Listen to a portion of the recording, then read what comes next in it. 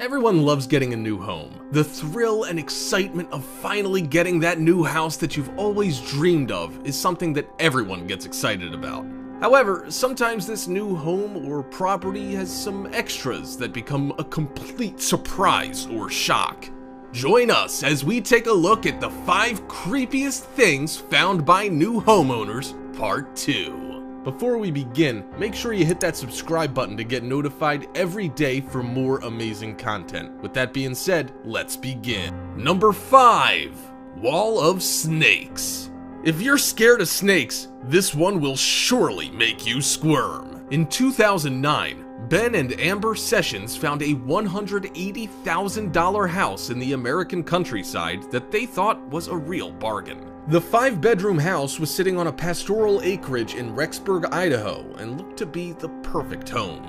But what seemed to be a dream come true turned into a nightmare that you only see in movies. But to their shock and surprise, they soon realized that their dream home was infested with hundreds of garter snakes. In fact, there were so many snakes that the ground around the home appeared to move at times like it was alive. At first, they found a snake in the yard and thought, of course, that it was a normal thing. Then they found more snakes around their home. But the real shock came when they started to hear rustling inside of the walls of their home. It was time to investigate, and they were afraid to find what they had suspected. When Ben uncovered a panel of siding, he was shocked by the number of snakes that came out from behind the wall panel. It was then that they discovered their dream home was in the middle of Snake City. Their house was atop a huge snake hibernaculum. The serpents had been crawling beneath the outside walls, and at times the couple would be woken up by the slithering inside their walls. According to wildlife biologist Rob Cavallaro, it is highly likely that the home had been built on a hibernaculum where reptiles like to hibernate. According to Cavallaro, people construct on such sites frequently, but it's wrong because it causes a conflict with the snakes. Neil and Denise Ard had been the previous owners of the house, and at one point they had invited a local news station to film the hundreds of snakes they had collected, but they later abandoned the home. The Sessions moved out just 3 months after moving in. It was likely that it was because of the snakes, but they also had to file bankruptcy. Number 4. Frozen Body. This one's a bit twisted and quite shocking. A man who purchased a home on Bainbridge Avenue in Fordham Manor in Bronx, New York, was shocked to find a dead body in his newly purchased home. It was a gruesome discovery that he had least expected, considering the house was still new. No one knew who he was or how he got there, but the unidentified body belonged to a man who looked like he was in his 30s. The body was frozen with injuries on its face and head, and was apparently beaten by some unknown trespassers. It was unclear how long the body had been inside the house. The new homeowner had purchased the 8-bedroom home for $200,000 at an auction and knew that it had to be repaired and needed some work. The house had been unoccupied for more than a year, and its windows had been broken, there were signs of vandalism, and a lot of other things going on in the property before it was sold. A contractor by the name of Tony Ovidia, who was working on the site, narrated how he had tried to wake the man before he and the new owner discovered that the body was lifeless. "We walked in. I tried to wake him up," said Tony, who was contracted to work on the home by the new owner. "I didn't touch him. I said, 'Wake up, wake up.' He didn't wake up, and I called the cops." Neighbors admitted that even though the house had remained vacant for a long time, they would frequently spot people moving in and out. Another neighbor admitted that he had seen homeless people hanging around the premises. He further added that there was frequent drug use around the house. However, no one had ever bothered to call the cops since the activities never bothered the surrounding community. And the stuff going on there was normal in the way an abandoned building or house would be for homeless people. It definitely is a frightening thing to discover a body inside your new home, and we wonder if the new owner stayed or not. Finding a dead body is one thing, but living with ghosts might be another. Number 3. Oozing blood from the wall. Just thinking about this is enough to give you the heebie-jeebies, and no one wants to move into a house that appears to be bleeding from the inside out. No thanks. Debbie Hill, a homeowner in North Glen, Colorado, purchased a new home, moved in, and got everything settled before realizing that brown goo was oozing out of the walls. The stuff was brown and sticky and looked like blood at first, but she probably thought it was something else and couldn't possibly be blood, right? As scary as that might sound, she called in someone to help figure out what was going on, but she was also aware that it could be something else. When she first noticed the sticky substance, she called a repairman who came to take a look at the problem, and she was surprised by what they found. Even though the substance coming from the walls looked like blood, it was actually honey.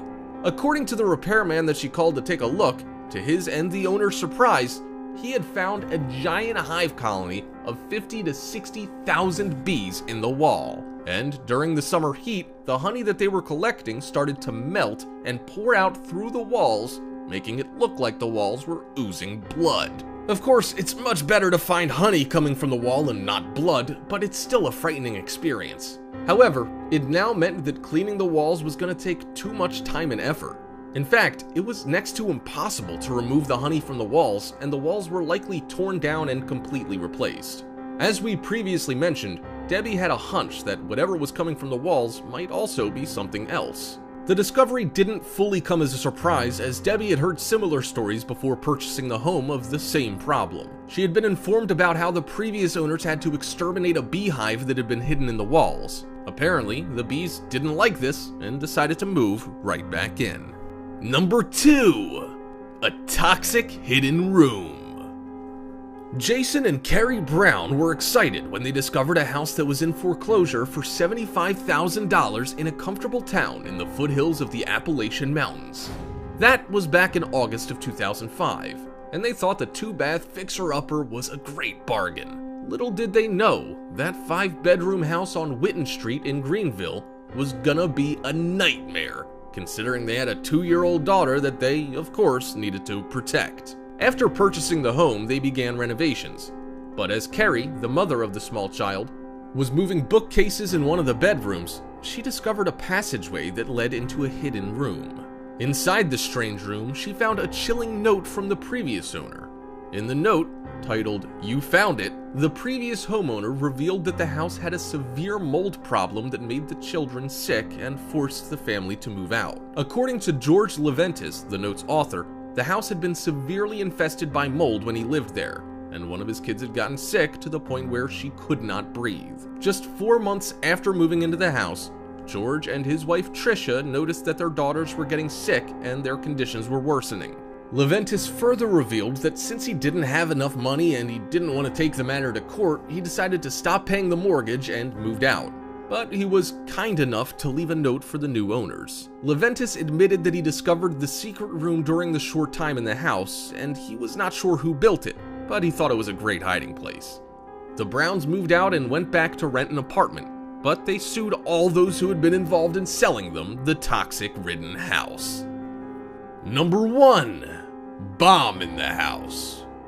A Goshen, Ohio family was counting their blessings after a scare at a new house that they had recently purchased. The introduction to their new neighborhood began with a visit from a bomb squad, and this is how it happened. The DeForests found what appeared to be a military-grade weapon in their new home. What they found exactly was an old mortar round that some police officers guessed may have been from the Korean or Vietnam War. While it turned out to be much ado about nothing, it made for a frightening Friday afternoon in their new home. During the first week, Linda DeForest was just unpacking and went downstairs to work on her husband's man cave. She started to clean the cobwebs between the wall and the rafters, and in that small space, Linda found something unusual. She then called her husband on the phone and said, "Honey, I just found a torpedo in our basement." Wally, her husband, knew it wasn't a torpedo, but bravishly and foolishly enough, he actually took it out of the space it was found. He said it was so heavy, he figured it might actually be some sort of military weapon. He called in an expert, his adopted son Joshua, who had done 2 tours in Iraq. He happened to be home for the week from his current assignment in Kentucky. Wally said that as soon as he showed it to his son, he said, "Put that thing right back where you found it." Joshua said it was a mortar and also said it could still be active. With that analysis, they called the police. Wally said, "They're not going to believe me when I say I've got this torpedo in my basement." That's when the Elkhart Bomb Squad sprang into action. They responded and sent an officer in a bomb suit to recover it. The mortar was then put into a trailer and taken to the disposal range. Once they got it out there, and upon closer inspection, they had found the shell to be inert, which meant that it didn't have any explosives in it. The chief of the police force had confirmed that, fortunately, the whole thing was nothing more than a scare. Wally told the bomb squad, "Don't blow up my house, I just got it." The Elkhart Bomb Squad says that they have a few incidents like this one every year and end up discovering old munitions from people who have kept stuff like this as souvenirs. In fact, last year they had 2 instances where people found live grenades while cleaning out their homes. The DeForest say that they did contact the previous owner, who said he didn't know anything about the mortar casing. It was likely there the entire time he lived there as well. The DeForest say they haven't been able to get around to talk to the neighbors yet, and hope calling a bomb squad to their street didn't give them a bad reputation. Alright, Top 5ers, if you haven't already, make sure to visit our other channel, The Brilliant, for even more interesting list videos that'll blow your mind. Oh, but I'm warning you, the videos over on The Brilliant are extremely addicting to watch as well. There'll be a link in the description to the channel, so make sure to come and visit us. Or you can go to our latest video popping up on screen right now. Oh, and have you visited thefinestpost.com to enjoy the most amazing articles you will ever get to read?